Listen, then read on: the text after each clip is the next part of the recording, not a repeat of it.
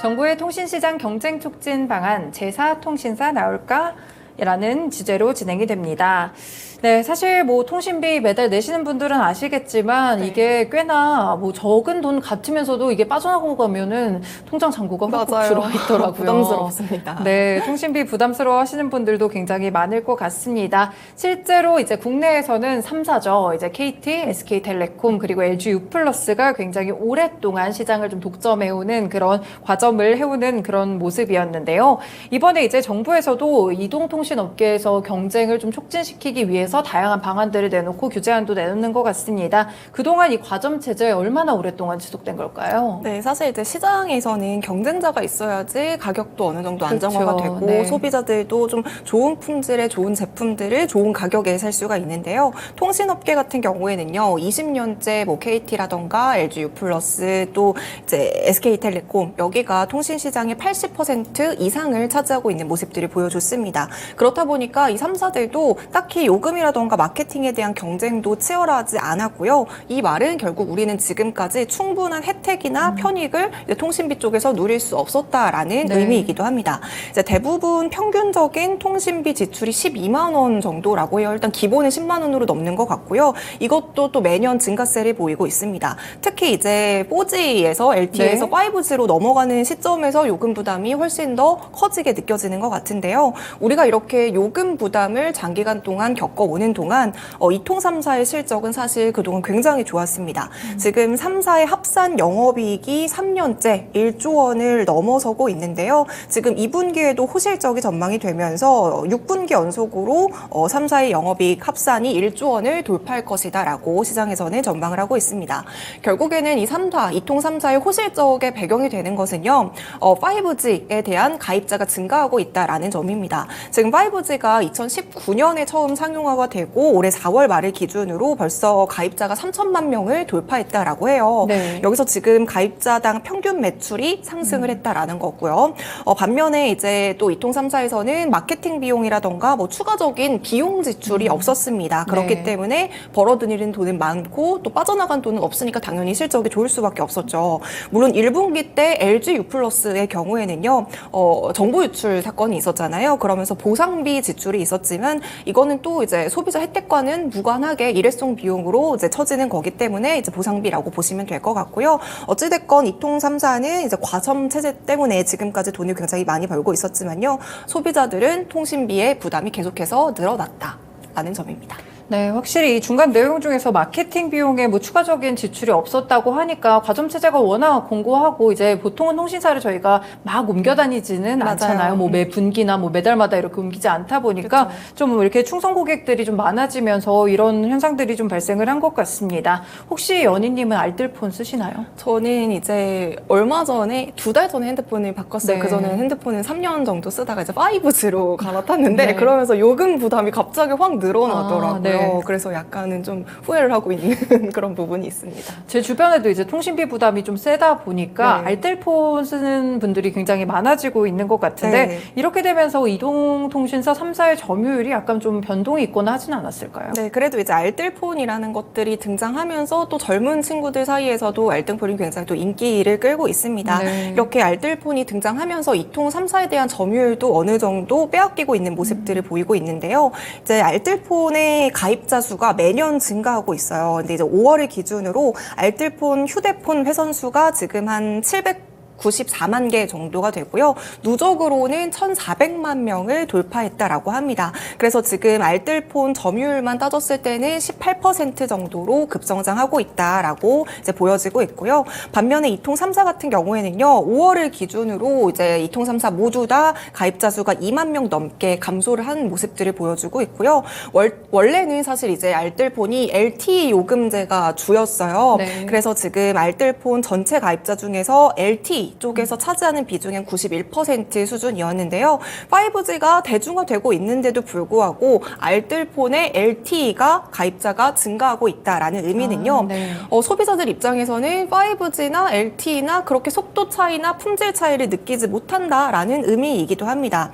속도가 사실 뭐 5G가 조금 더 빠르다라고 해도 이게 요금이 지나치게 높다 보니까 소비자들 사이에서는 이 5G가 사실상 가성비가 별로 좋지 않다라는 의견도 많았었거든요. 실제로 이제 알뜰폰을 사용하는 사람들 같은 경우에도요, LTE 요금제나 LTE 요금제도 이통 3사와 비교해서 통화 품질이라던가 속도 차이라던가 이런 부분에 대해서 차이를 느끼지 못한다라고 대답한 비율이 거의 대부분이었다라고 합니다. 네. 최근에는 그래도 이제 알뜰폰에서 5G에서도 10에서 100GB 구간의 요금제까지도 함께 내놓고 있는 모습들이고요. 그러면서도 가입자 유치가 조금 더 빨라지고 있는 상황입니다. 그렇다 보니까 이제 5G 쪽에서도 요금제가 있다 보니까 20, 30대들이 훨씬 더 많이 알뜰폰으로 가입을 하고 있는 것 같습니다. 품질 차이가 있어야지 5G로 빨리 갈아타거나 할 텐데 사실 사용자 입장에서 큰 그런 차이들을 못 느낀다면 굳이 이동할 필요도 없다라는 생각이 좀 드네요. 그러면 알뜰폰 요금이 어느 정도나 저렴하길래 이렇게 이동통신 3사와 관련돼서 옮길 수도 있고 이렇게 많은 사람들이 또 알뜰폰으로 넘어가는 그런 현상이 나오는 걸까요? 요금을 좀 비교해 보자면요. SK텔레콤, KT, LGU+, 이렇게 이동통신 3사 고객은요. 선택 약정 할인을 받아서 25%의 할인을 받을 수가 있습니다. 이렇게 25%의 할인을 받더라도 월 41,000원이면 데이터를 10에서 12GB 정도를 사용할 수가 있거든요. 네. 근데 이제 알뜰폰 같은 경우에는요, 똑같이 4만 원대예요. 41,000원일 때 데이터를 90GB까지 사용을 할 수가 있습니다. 거의 9배 이상의 데이터 차이가 나는데 가격은 저렴하다 보니까 당연히 알뜰폰 쪽으로 수요가 몰리는 것 같고요. 이제 보통 핸드폰 약정이 2년이 기준이잖아요. 자급제와 이제 알뜰폰, 본인이 이제 공기기를 사가지고 자급제를 했고 또 이제 알뜰폰의 조합, 요금을 이렇게 조합한다면 이 기준으로 2년 동안 통신요금을 최소 50만 원까지 아낄 수 있다라고 하니까 정말 1년에 많은 요금을 할인을 할 수가 있습니다. 그래서 요즘에는요, 이 알뜰폰 휴대 요금제 조합이라고 해가지고 SNS 상에서도 어떤 기기와 어떤 요금제를 했을 때 가장 저렴하게 이용을 할 수 있을지 이런 꿀팁들도 SNS에 많이 공유가 되고 있다라고 합니다. 그래서 지금 이통 3사에서도 이 알뜰폰에 대한 요금제를 좀 반격하기 위해서 일반 요금제보다 30% 저렴한 온라인 전용 요금제, 라인업 이런 것들을 추가를 했거든요. 이 온라인 전용 요금제 같은 경우에는요, 온라인 몰을 통해서 가입을 할 수가 있는데 이 온라인 몰을 통해서 신규로 가입한 고객이나 또는 이제 약정이 끝난 고객이 온라인 상에서 가입할 수 있는 요금제입니다. 온라인에서 가입을 할 수 있다 보니까 당연히 대리점 운영비라던가 인건비라던가 이런 부분이 들지 않기 때문에 일반 요금제보다는 한 30% 저렴하다라고 해요. 그런데 이것도 사실 알뜰폰 가격이 조금 더 좋은 게 KT가 지금 월 46,000원에 데이터 80GB를 제공을 하고 있거든요. 그런데 이제 알뜰폰 같은 경우에는요, 5,700원이 더 저렴해요. 그런데 데이터는 KT보다 10GB 더 많은 90GB까지 준다고 하니까요. 온라인 요금제에서도 알뜰폰을 사실 요금제에 대한 그런 메리트가 없다고 보시면 되겠습니다. 네, 오늘 쉬운 이슈 읽어주기 시간인데 재테크 시간 같아요. 네, 통신요금을 굉장히 절약할 수 있는 여러 방법들을 알뜰폰을 통해서 이렇게 또 소개를 해드리고 있는데 확실히 요즘 소비자분들이 참 똑똑하다는 생각이 많이 듭니다. 이렇게 또 통신비를 잘 아낄 수 있는 방법들이 SNS에 많이 공유가 되다 보니까 참고해서 또 이렇게 저도 통신비를 좀 아껴보도록 하겠습니다. 네, 일단 알뜰폰이 등장하면서 이동통신사 3사한테도 일단 어느 정도 타격은 있었을 것 같아요. 그렇지만 그래도 여전히 과점 구조다라는 이야기들이 나오는데 그래서 이번에 정부에서 이동통신 시장에 대해서 구조를 개선하기 위해서 이 통신업계, 통신시장 경쟁 촉진 방안을 또 발표를 했더라고요. 네. 어떤 핵심적인 내용들이 들어있을까요? 정부가 이제 7월 6일에 통신시장의 독과점 구조를 개선하고 경쟁을 촉진시키겠다라는 취지로 통신시장 경쟁 촉진 방안을 발표를 했는데요. 체크해볼 만한 내용 3가지로 제가 정리를 해봤습니다. 일단 첫 번째로는요, 신규 통신사업자의 진입을 활성화하겠다라는 거예요. 사실 이제 제4 이통사가 진입하겠다라는 거잖아요. 그쵸. 이 부분에 대한 이슈는 몇 년 전부터 계속해서 있었고요. 이전 정부에서도 계속해서 말이 나왔던 부분입니다. 하지만 이게 잘 되지는 않았어요. 그 이유는 이제 통신업계 같은 경우에는요, 진입할 때 초기 진입 장벽이 굉장히 높습니다. 비용도 상당히 많이 들어요. 그래서 이번에는 이 기준을 낮추겠다라는 거죠. 네. 신규 진입을 할 때 비용을 좀 낮추고 여러 가지 기준들을 완화시키면서 결국에는 신규로 진입하는 통신 사업자를 만들어내겠다라는 게 이제 첫 번째 정부의 취지인데요. 네. 원래는 이제 신규 통신 사업자가 통신업계에 진입을 할 때 이제 주파수를 할당을 받게 그렇겠죠. 되잖아요. 네. 그때 이제 할당 대가라는 것을 부담을 하게 되었었어요. 근데 기존에는 이 할당 할당 대가를 납부할 때 균등 방식으로 납부를 네. 했어야 됐거든요. 근데 이제는 첫 해에는 10%만 낼 수 있고 앞으로 수익을 거둔 다음에는 그 다음부터 더 많은 할당 대가를 낼 수 있도록 이렇게 좀 개선을 하면서 초기 비용의 부담을 낮추는 방향으로 네. 개선을 했습니다. 더불어서 이 주파수에 대한 이용 기간도 원래는 10년 동안 좀 장기적으로 주파수를 계약하는 부분이 있었는데요. 이번에는 5년으로 이제 절반을 줄이게 되면서 총 주파수 이용 비율 그 부담도 상당히 많이 낮추게 됐습니다. 더불어서 이제 금융에 대한 지원도 함께 해주고 있는데요. 이 투자 부담을 줄이기 위해서 최대 4천억 원 규모의 정책 금융도 함께 시행할 예정이다라고 발표를 했습니다. 사실 뭐 말씀 주신 대로 비용이 어마어마하기 때문에 제사 이통사가 만약에 등장을 한다면 대기업일 가능성이 네. 좀 높을 것 같다는 생각이 드는데 일단 여러 가지 좀 지원 방안들을 내놓기는 한 것 같습니다. 아무래도 이제 제사 이통사가 등장을 하면 결국에는 이제 시장에 균열이 생기면서 네. 파이를 좀 나눠갖기 싸움이 될 것 같기는 한데 그럼 두 번째로는 어떤 내용들이 또 있었을까요? 네, 두 번째로는 이제 알뜰폰 시장을 더 밀어주겠다라는 게 이제 네. 두 번째 정부의 취지인데요. 주요 내용은 투자 의지가 있는 알뜰폰 업체에 인센티브를 주겠다. 그리고 통신 3사의 알뜰폰 자회사 점유율을 제한하겠다라는 부분입니다. 이 내용을 조금 더 자세하게 말씀을 드리자면요. 지금 통신 3사 자회사 점유율 규제를 좀 더 자세하게 말씀을 드려볼게요. 네. 자, 지금 알뜰폰 시장에는요. 뭐 KT M모바일, LG 헬로비전, SK 텔링크와 같이 이통 3사의 자회사들이 알뜰폰 시장에 모여 있습니다. 법적으로는요. 통신 3사의 자회사 합산 점유율이 지금 알뜰폰 시장의 50%를 넘기지 못하도록 이제 법제화되어 있는데요. 네. 현재는 지금 이 점유율을 집계를 할 때 내비게이션 이런 것들도 네. 함께 다 집계를 하고 있어요. 이런 것들이 다 포함이 되어 있기 때문에 지금은 점유율이 30% 수준으로 자리 잡고 있는데요. 하지만 이번에는 정부에서 이 점유율을 합산하는 그 집계하는 방식을 바꾼 거죠.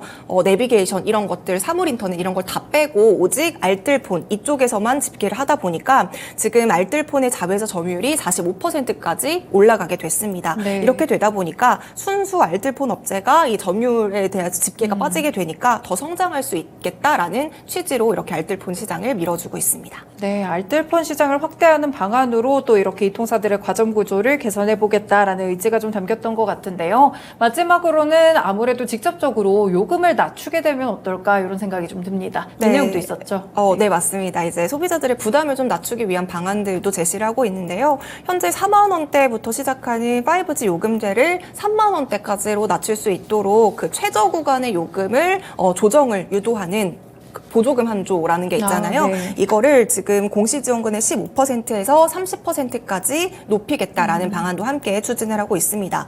물론 이제 공시지원금이라는 걸 받게 되면요. 우리가 그 선택약정 25% 할인을 네네. 받지 못하게 돼요. 그래서 사실 시장에서는 이게 그렇게 효과가 있지는 않을 것이다라고 이야기를 하고 있는 부분도 있습니다.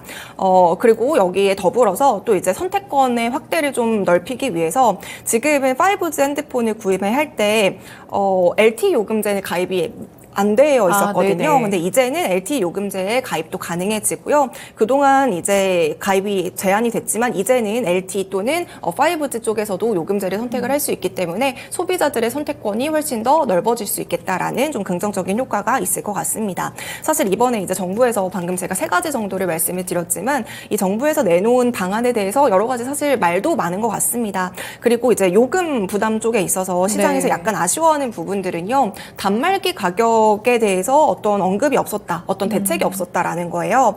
지금 작년에 통신 기기 같은 경우에는요. 가격이 한 7.2% 정도 네. 상승을 했었는데요. 통신 서비스 이용료는 사실상 2.5% 수준에 증가했습니다. 그렇기 때문에 이제 통신 기기 쪽에 대한 부담이 더 많다라는 네. 건데 단말기 제조사에 대한 대책은 없고 지금 통신 요금 쪽에서만 대책을 세우고 있어서 이런 부분들이 약간 아쉽다라는 의견도 함께 나오고 있습니다. 네, 이번에 또 통신시장 경쟁 촉진 방안에 대해서 3가지로 알아봤는데요. 일단 첫 번째는 제사 이통사를 진입시키는 방법이 있었고요. 두 번째는 알뜰폰 시장을 확대하는 거, 그리고 마지막으로는 요금을 직접적으로 낮추는 방안이 있었습니다. 실제 뭐 물가도 잡기 위해서 정부가 이 알뜰폰의 중간 요금제라든지 굉장히 여러 부분에 신경을 쓰고 있다라는 점들이 느껴지고 있는데요. 일단 그 지원책들 가운데 첫 번째로 제사 이통사의 진입에 대한 부분일 것 같아요. 사실 뭐 정부가 이런저런 방법들로 지원을 하겠다고는 이야기를 했는데 워낙 말씀 주신 대로 비용이 크다 보니까 실제로 이게 현실화될 가능성이 있을까요? 일단 이제 정부에서는 이달 중으로 그 제사 이통 후보자들을 모집하겠다라고 이제 공고를 낼 예정이다라고 발표를 했어요. 지금 정부 쪽에서 그래도 이통 사사에 대해서 성공 가능성이 큰 기업 그 후보군으로는요, 쿠팡이랑 KB국민은행이랑 그 토스를 운영하고 있는 비바리퍼블리카 여기를 꼽고 있고요. 이 기업들에게 참여를 할 것을 약간 요청 중인 것으로 나타나고 있다고 합니다. 근데 지금 증권가에서는요, 제4 이통통신사가 등장하기라는 사실상 현실적으로는 쉽지 않다라는 의견이 약간은 압도적인 것 같아요. 네. 이번에 아무래도 진입장벽이라던가 뭐 지원 정책을 해주는 쪽으로 방향을 틀고 있지만 어찌됐건 이 통신업계 첫 발을 들인다라는 것 자체가 자본이 좀 어마어마하게 막대하게 들어가는 부분이 있기 때문에 여전히 이제 기업 입장에서는 부담스러운 수준이라는 거고요. 만약에 신규로 진입을 한다 하더라도 이 투자금을 회수하기까지 상당히 오랜 시간이 걸릴 것이다라고 예측을 하고 있습니다. 지금 NH투자증권에서는요, 통신업계에 출범을 하게 되면 매년 최소 1조 원 이상의 투자금이 계속해서 빠져나갈 것으로 예상을 하고 있어요. 네. 이런 부분들도 상당히 부담스러운데 지금 이미 이제 통신 시장이 포화된 상황이잖아요. 여기서 과연 이 이용자 수를 뺏어올 수 있을지라는 것도 좀 힘들 것이다라고 보고 있고요. 그래서 이익이 나기까지는 첫 진입을 하고 한 10년 정도가 걸릴 것이다라고 이제 NH투자증권에서는 예측을 하고 있습니다. 지금 통신 3사랑 알뜰폰의 가입자들을 집계했을 때 지금 통신 보급률이 100%를 넘어갔습니다. 핸드폰 뭐 2개 가진 사람들도 있기 때문에 152% 수준인데요.